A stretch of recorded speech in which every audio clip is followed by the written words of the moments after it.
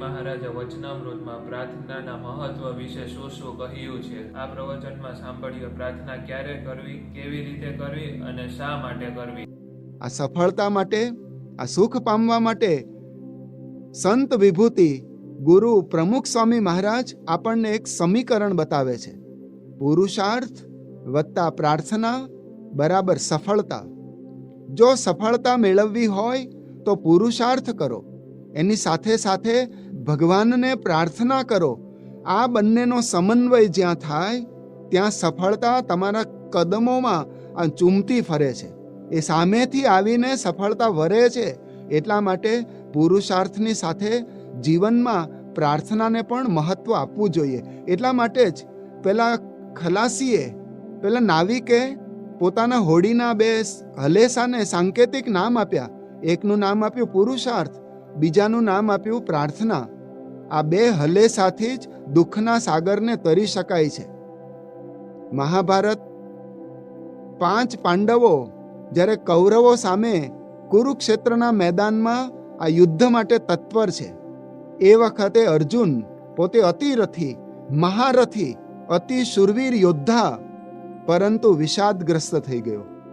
અને એ વખતે આ દુઃખમાંથી બહાર આવવા એણે શું કરવું, સફળતા માટે શું કરવું, તો તરત જ એ શ્રી કૃષ્ણ ભગવાનના ચરણમાં ગયો, પ્રાર્થના કરી. કાર્પણ્ય દોષો પહત સ્વભાવ પૃચ્છામિ ત્વામ ધર્મ સમ્મૂઢ ચેતા યત શ્રેય સ્યાન નિશ્ચિતમ બ્રૂહિ તન્મે શિષ્યસ્તેહમ સાધી મામ ત્વામ પ્રપન્નમ. હે પ્રભુ, હું તમારા શરણે આવ્યો છું. આ પ્રાર્થના કરી અને કૃષ્ણ ભગવાને એનો જીવન રથ સંભાળી લીધો. મહાભારતમાં વિજય થયો. અને એટલા માટે જ ગીતાના સાર રૂપે છેલ્લે એક શ્લોકમાં મહર્ષિ વેદવ્યાસ સ્વયં લખે છે, યત્ર યોગેશ્વરઃ કૃષ્ણો યત્ર પાર્થો ધનુર્ધરઃ તત્ર શ્રીર વિજયો ભૂતિર ધ્રુવા નીતિર મતિર્મમ.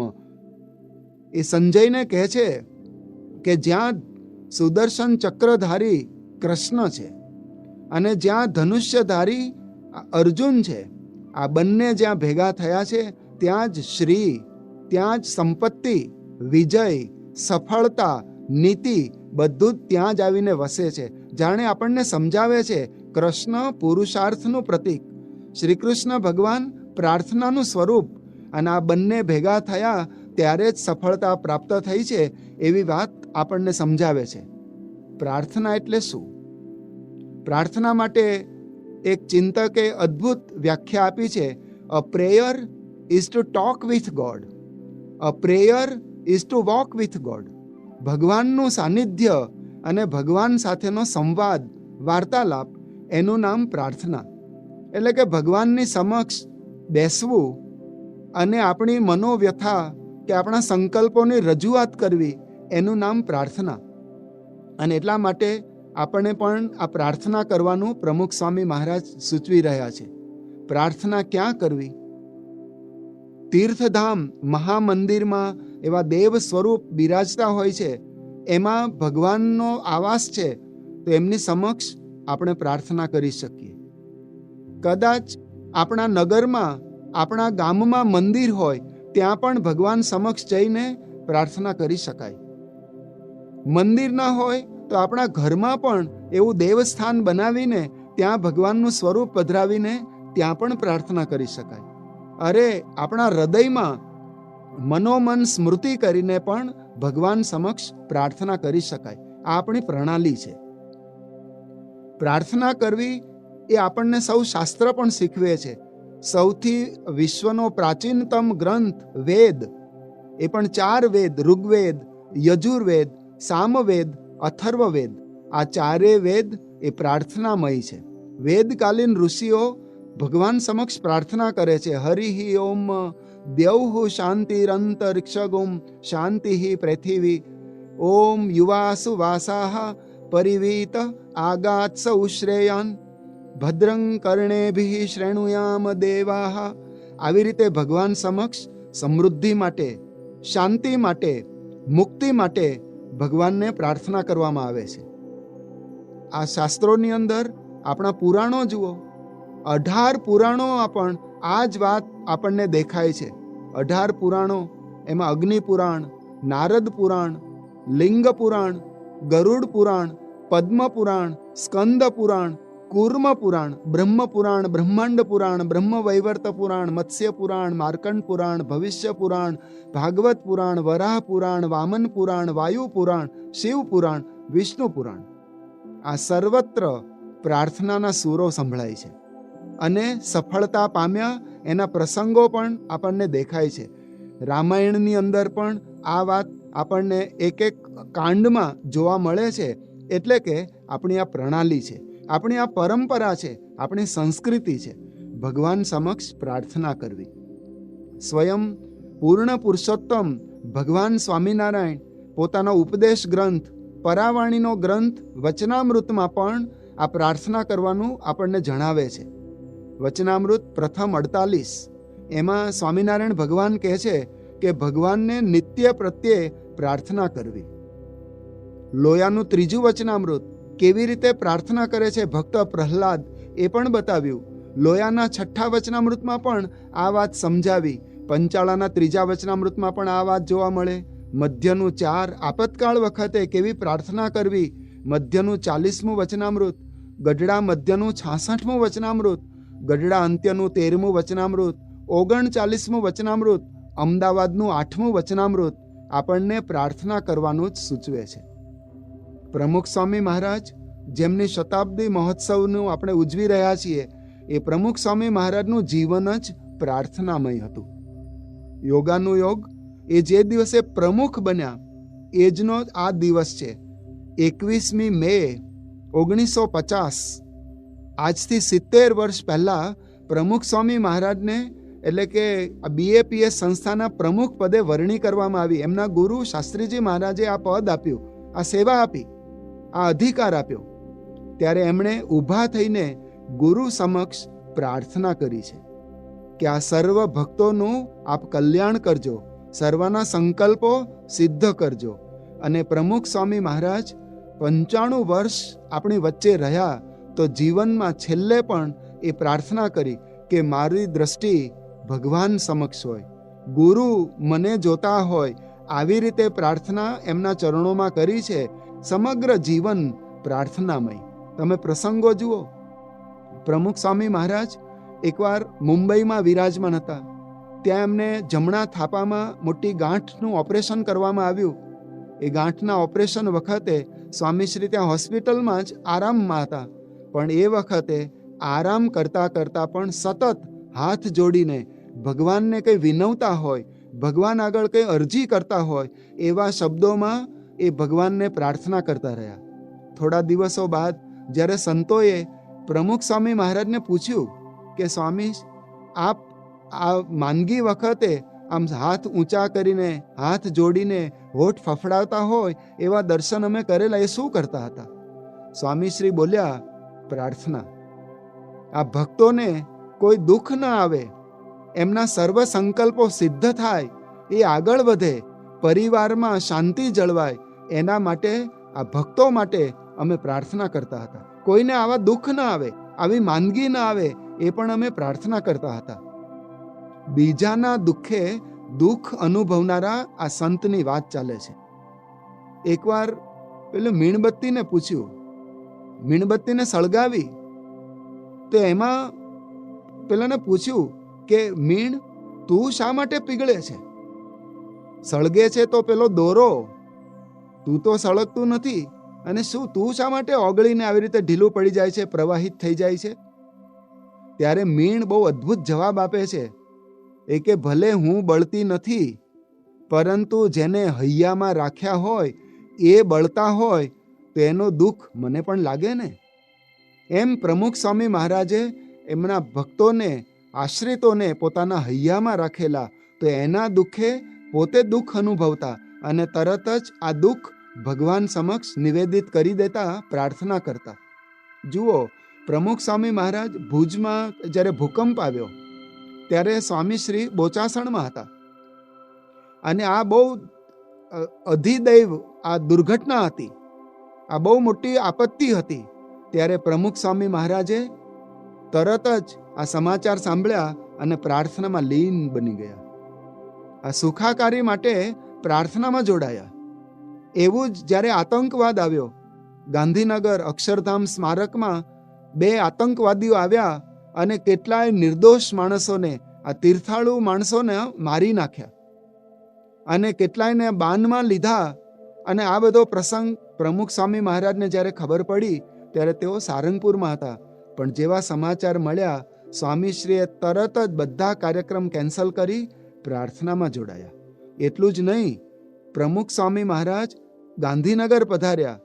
ત્યાં કેટલાક માણસો એમ પણ કહેતા કે આપણે આનો બદલો લેવો જોઈએ અને આપણે ઈંટનો જવાબ પથ્થરથી આપવો જોઈએ, આપણે કંઈક કરીએ. પ્રમુખ સ્વામી મહારાજ એમને કહે છે કે આપણે કાંઈ જ કરવું નથી. એમણે પ્રાર્થના સભાનું આયોજન કર્યું અને પ્રાર્થના સભામાં આ દિવંગત આત્માને શાંતિ મળે, એના પરિવારજનોને વિરહ સહન કરવાનું બળ મળે, કોઈ ભવિષ્યમાં મુશ્કેલી ન આવે એના માટે પ્રાર્થના કરી, આશીર્વાદ આપ્યા. અરે પેલા 2 આતંકવાદીને જ્યાં પેલા બ્લેક કમાન્ડોએ મારી નાખ્યા હતા, એ જગ્યાએ પણ સ્વામીશ્રીએ તર્પણ કર્યું, જળ પધરાવ્યું અને ત્યાં પણ પ્રાર્થના કરી કે આ આતંકવાદ આ વિશ્વમાંથી નાશ પામે. આતંકવાદી કરતા આતંકવાદ મૂળગામી ઉપાય પ્રમુખ સ્વામી મહારાજે પ્રાર્થનામાં બતાવ્યો. આતંકવાદ જ ન હોય તો માણસો ક્યાંથી કોઈ મારવા દોડવાના છે? આવી ભાવનાથી સ્વામીશ્રીએ ભગવાનના ચરણોમાં પ્રાર્થના કરી આતંકવાદની નાબૂદી થાય. પ્રમુખ સ્વામી મહારાજ સતત પ્રાર્થના કરતા જ રહ્યા છે. એ દુષ્કાળ હોય, વરસાદ ન વરસ્યો હોય, પાણીની ખેંચ હોય, લોકો ટળવળતા હોય, પશુઓ, આ અબોલ પ્રાણીઓ એ જ્યારે આમ મરણ પથારીમાં બધા એક પછી એક ઉમેરાતા હોય, પણ પ્રમુખ સ્વામી મહારાજનો પ્રાર્થનાનો દોર અવિરત ચાલુ રહ્યો છે. અત્યારે જુઓ, મહંત સ્વામી મહારાજ એ પણ આ વિશ્વ પુરુષ, બધા જ લોકો માટે પોતે પ્રાર્થના કરે, રોજ પ્રાર્થના કરે. એમના દિનચર્યામાં જ આ શરૂઆત જ પ્રાર્થનાથી થાય છે. સવારના મંગલ મુહૂર્તમાં સ્વામીશ્રી ભગવાન સમક્ષ પ્રાર્થના કરે, સૌના સંકલ્પોની સિદ્ધિ થાય એના માટે. ઘણા એવું કહેતા હોય છે કે હું તો સુખી છું, મારે કોઈ દુઃખ નથી, કોઈ પ્રશ્ન નથી, હું શા માટે પ્રાર્થના કરું, મારે કંઈ જરૂર નથી. એમ નહીં, ભગવાનનો આભાર માનવા માટે પણ આપણે સૌએ પ્રાર્થના કરવી જોઈએ. આ કૃતજ્ઞતાનો ભાવ વ્યક્ત કરવો જોઈએ. એટલે જ પેલા ઇંગ્લેન્ડના એક આર્મી અધિકારી હતા, કર્નલ સાહેબ ઓલિવર ક્રોમવેલ, એકવાર જમવા બેઠા, બાજુમાં એમના મિત્ર હતા. જમતા પહેલા આ અધિકારી આંખો બંધ કરી અને સ્તુતિ પ્રાર્થનામાં જોડાયા. થોડી ક્ષણો બાદ આંખો ખોલી ત્યારે એમના મિત્રએ પૂછ્યું કે સાહેબ, તમે આ શું કર્યું? કે હું પ્રાર્થના કરતો હતો. કેમ?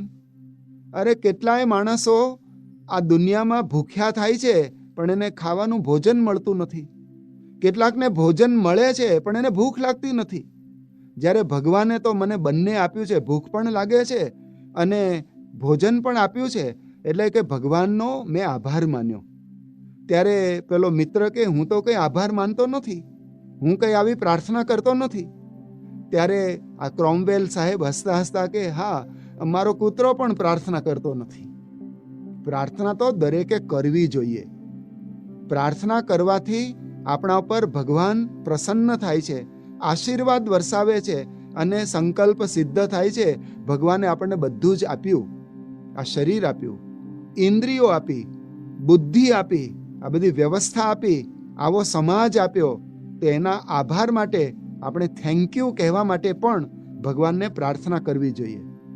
પ્રાર્થના કરતી વખતે હૃદયના ભાવથી ભગવાનને પ્રાર્થના કરવાની આપણી પરંપરા છે. કદાચ શબ્દ વ્યક્ત ન થાય તો ચાલે, પણ હૃદયમાં ઉર્મી, ભાવોર્મી એ સાથે જોડાવું જોઈએ. એટલે એક પ્રસંગ આપણે સાંભળીએ છીએ ઇઝરાયલમાં, સિનેગોગમાં. ત્યાં એક નાનો બાળક રોજ આવે,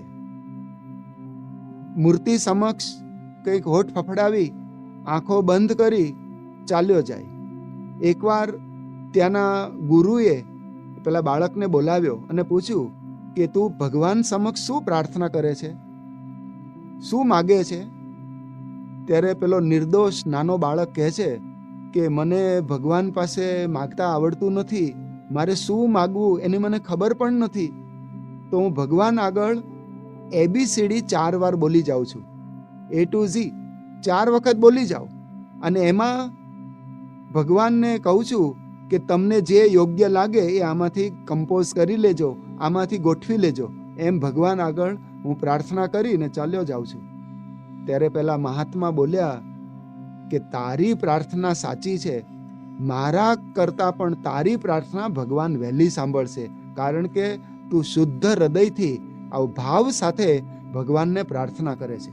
ભગવાનને આવી પ્રાર્થના કરવી જોઈએ. કેટલાક એવો પ્રશ્ન કરે છે કે આપણે ભગવાનને પ્રાર્થના કરીએ પણ ભગવાન ક્યાં સાંભળે છે? ભગવાન સાંભળતા નથી.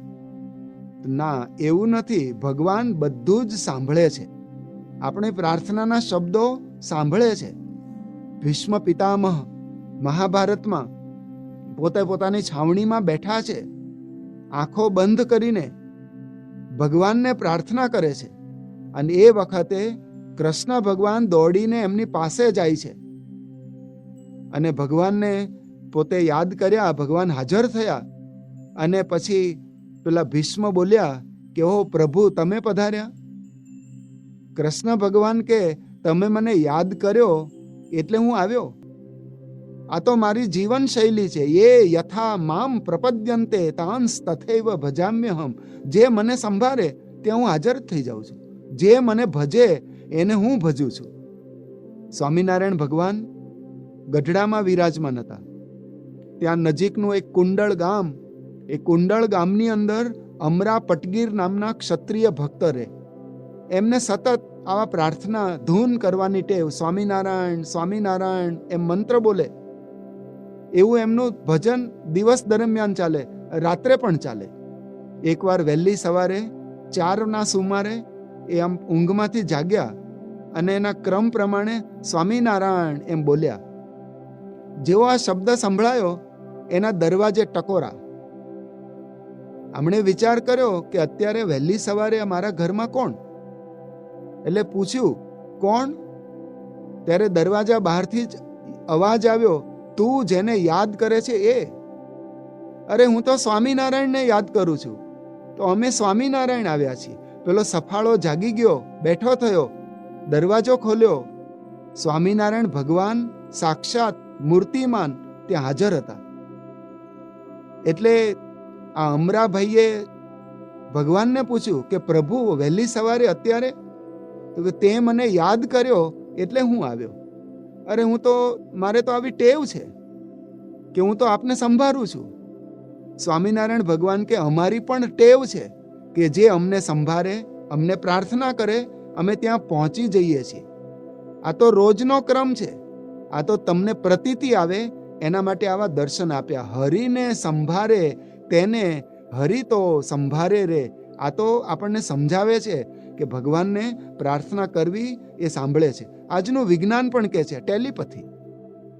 આપણા મનના તરંગો તો જેને સંભાળતા હોય એના મનમાં પણ આંદોલન ઊભા કરે છે અને બંને એક થઈ જાય છે.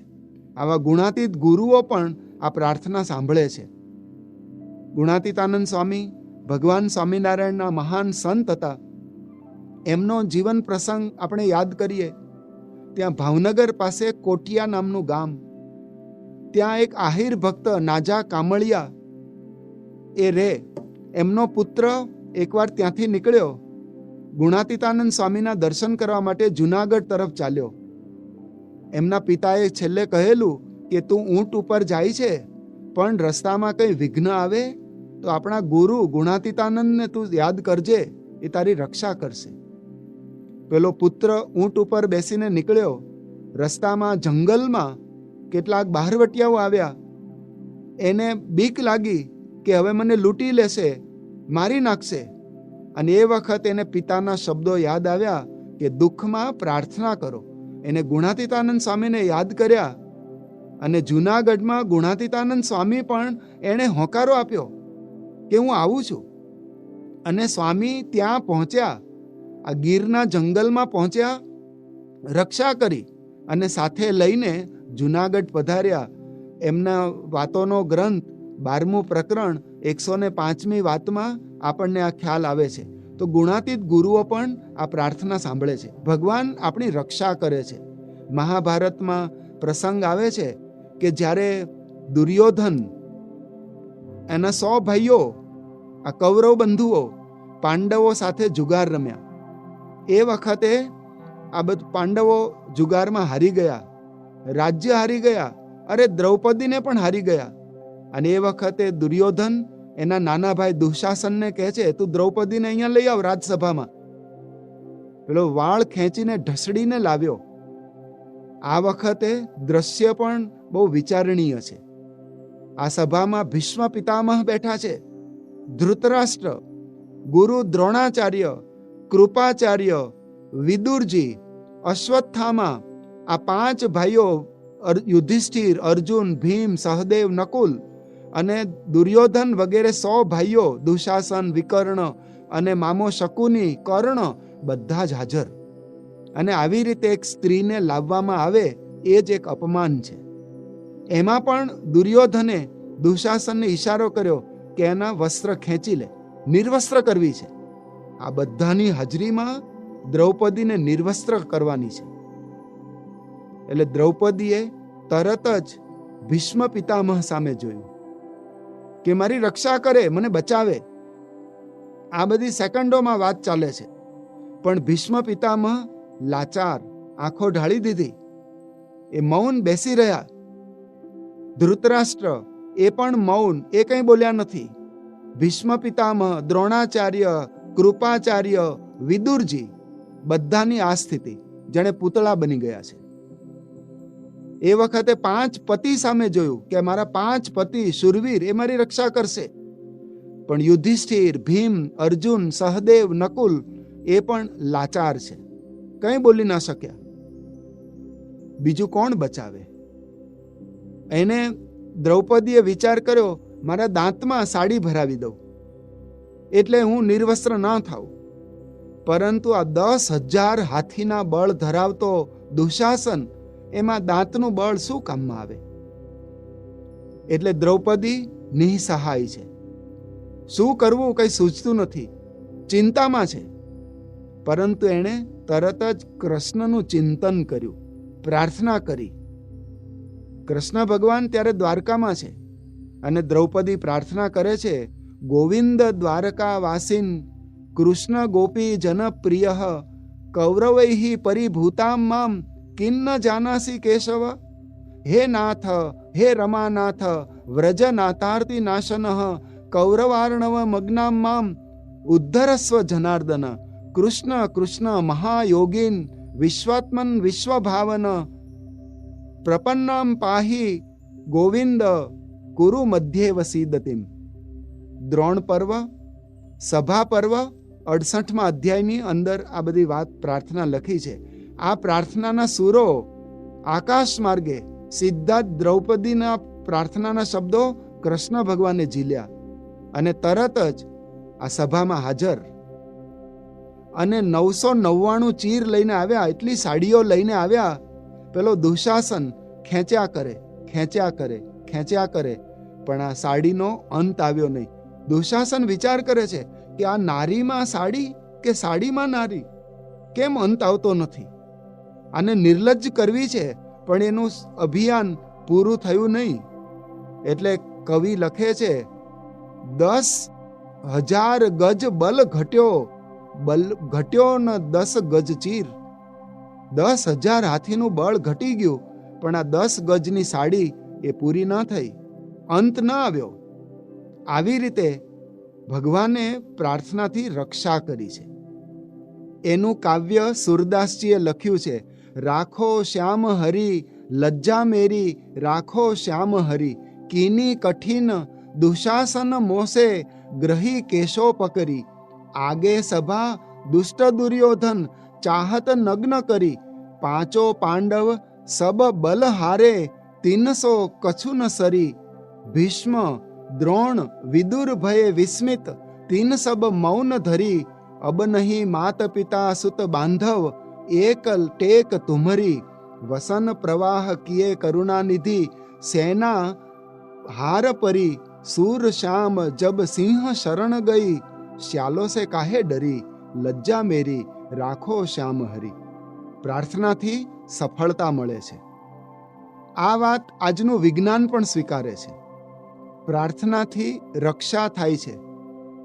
અમેરિકામાં 11મી એપ્રિલ 1970ના દિવસે એપોલો 13 યાન છોડ્યું. આ પૃથ્વીથી 3 લાખ કિલોમીટર જેટલે દૂર એ ચંદ્રની કક્ષામાં પહોંચ્યું અને કંઈક ટેકનિકલ ફોલ્ટ, આ યાંત્રિક ખામીથી ભયાનક અકસ્માત સર્જાયો. એ વખતે આ બહુ મોટી મુશ્કેલી હતી. કોઈ સંપર્ક રહ્યો નહીં. તો અમેરિકાના પ્રમુખ રિચર્ડ નિક્સને આ દુનિયાના, ખાસ તો અમેરિકાના દરેક નાગરિકને પ્રાર્થના માટે વિનંતી કરી. પ્રેસિડેન્ટ રિચર્ડ નિક્સન બોલ્યા, "There is nothing we can do. Only I request the whole of the American nation to get down on his knees and pray for 3 men who had gone out in space." અત્યારે આપણે કાંઈ જ કરી શકીએ એમ નથી. અને એટલું જ કરી શકાય કે આપણે અમેરિકાના દરેક નાગરિકને વિનંતી કરવામાં આવે છે કે બધા જ પોતાના ઘૂંટણ પર બેસીને ભગવાનને પ્રાર્થના કરે કે જે અવકાશમાં 3 અવકાશ યાત્રીઓ ગયા છે એને બચાવે, રક્ષા કરે. આ પ્રાર્થના બધાએ સાથે બેસીને કરી અને પ્રાર્થનાનું ફળ મળ્યું. આ લોકોની રક્ષા થઈ અને 3 અવકાશ યાત્રીઓ હતા, જેમ્સ લોવેલ, જ્હોન સ્વાઇગર્ટ અને ફ્રેડ હેઇઝ. આ ત્રણેય નિર્વિઘ્ને પાછા આવ્યા અને કામ થયું, રક્ષા થઈ.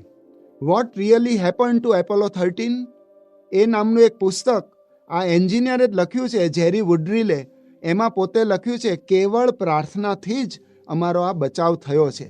એટલે કે ભગવાનને પ્રાર્થના કરવાથી આપણને સફળતા મળે છે. તો આપણે સૌ ભગવાનને પ્રાર્થના કરીએ. મુંબઈમાં પ્રમુખ સ્વામી મહારાજનો અમૃત મહોત્સવ ઉજવવાનો હતો. 1995નું આ વર્ષ હતું. એ દરમિયાન ત્યાં બાળકો આ ગ્રીષ્મ વેકેશનમાં એવું આયોજન હતું કે 5-5 બાળકોનું વૃંદ અને 5-5 બાલિકાઓનું વૃંદ એ દરેક હોસ્પિટલમાં જાય. ડૉક્ટરોની પરમિશન મેળવીને આ સંપર્ક માટે જતું હતું, અમૃત સંપર્ક અભિયાન. તો હોસ્પિટલમાં જાય, ત્યાં વોર્ડમાં બધા દર્દીઓ હોય, એને નાના મોટા પ્રશ્નો છે, એ સૂતા હોય, ત્યાં નાના 5 નિર્દોષ બાળકો એની સમક્ષ પરિચય આપે. એમનો પરિચય પણ કેળવે, શું રોગ છે એ પણ જાણકારી મેળવે અને પછી ભગવાન સમક્ષ એવો મનોમન પ્રાર્થના કરે. એવી રીતે બાલિકાઓ મહિલા પેશન્ટ હોય એની પાસે જઈને એના માટે પ્રાર્થના કરે. અને આવી રીતે પછી છેલ્લે કહેતા બાળકો કે અમે કાલે પણ આવીશું. એક દર્દી માટે 3 દિવસ આવી રીતે સંપર્ક પ્રાર્થના ચાલતી હતી. અને એના ફળ સ્વરૂપે આ દર્દીઓને પણ આ તબિયતમાં સુધારો થવા માંડ્યો, એના રોગો દૂર થયા, એવો પણ કેટલાયનો અનુભવ છે. એકવાર તો એવું બન્યું કે પેલા બાળકોએ કહ્યું કે માજી, અમે આ 3 દિવસ આપના માટે પ્રાર્થના કરી છે, આપનું સ્વાસ્થ્ય સારું થઈ જશે, આપને આ તંદુરસ્તી મળશે એ ભગવાનને જણાવ્યું છે અને કાલે અમે આવવાના નથી, એટલે રજા લઈએ છીએ. ત્યારે આ માજી મોટેથી બોલવા માંડ્યા, ડૉક્ટર સાહેબ, આ બાળકોને કહો કે કાલે પણ મારા માટે આવે, કારણ કે આ પ્રાર્થના કરે છે તો મારી પીડા જતી રહી, અત્યારે મને રિકવરી પણ આવી રહી છે અને મારું દુઃખ જતું રહ્યું છે, મને બહુ શાંતિ મળે છે, એટલે આ પ્રાર્થના કરવાનું ચાલુ રાખો, એમને કહો. એક ભાઈ આ પ્રાર્થનામાંથી સાજા થયા, ડિસ્ચાર્જ કર્યા, ઘરે ગયા. થોડા દિવસ પછી પાછા આવ્યા અને ડૉક્ટર સાહેબને કહે છે કે ડૉક્ટર સાહેબ, પેલા બાળકો ક્યાં છે?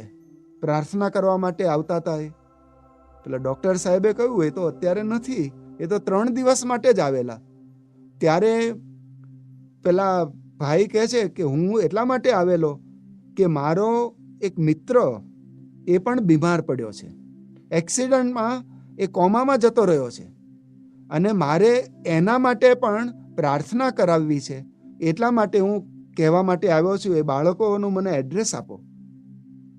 એ એડ્રેસ તો મળ્યું, પરંતુ વાત એટલી સમજીએ કે આજે મેડિકલ સાયન્સ પણ એટલું સ્વીકારે છે કે પ્રાર્થના કરવાથી આપણા શારીરિક દુઃખો હોય, માનસિક દુઃખો હોય કે હૃદયના દુઃખો હોય, કૌટુંબિક દુઃખો હોય, આર્થિક મુશ્કેલી હોય, સામાજિક પ્રશ્નો હોય, એ બધાનું નિરાકરણ કરનારો એક જ ઉપાય છે પ્રાર્થના. તો ભગવાનને આપણે પ્રાર્થના કરવી જોઈએ, ભગવાન સમક્ષ આપણું નિવેદન કરવું જોઈએ. એટલે અમે સંતો પણ આ પ્રાર્થના કરીએ. મહંત સ્વામી મહારાજની આજ્ઞાથી સંતો રોજ ભગવાન સમક્ષ બેસીને ધૂન પ્રાર્થના કરે છે કે આ વિઘ્ન આવ્યું છે એ જલ્દી દૂર થાય. એટલે અંતમાં આપણે પણ પ્રાર્થના કરીએ, સર્વેત્ર સુખિનઃ સંતુ, સર્વે સંતુ નિરામયાઃ, સર્વે ભદ્રાણી પશ્યંતુ, મા કશ્ચિત દુઃખ ભાગ ભવેત. એટલે ભગવાનને એટલું કહીએ કે આપ સૌને ભગવાન સુખ અર્પણ કરે, ભગવાન સમૃદ્ધિ અર્પણ કરે, ભગવાન સત્સંગનો યોગ આપે, ભગવાન આપણને સમજણ આપે અને ભગવાન આપણને સંસ્કાર આપે. આવા 5 દીપ 5 દીવડા આપણા સૌના ઘરમાં પ્રગટે એવી પ્રમુખ સ્વામી મહારાજ અને ભગવાન સ્વામિનારાયણ અને મહંત સ્વામી મહારાજના શ્રી ચરણોમાં પ્રાર્થના.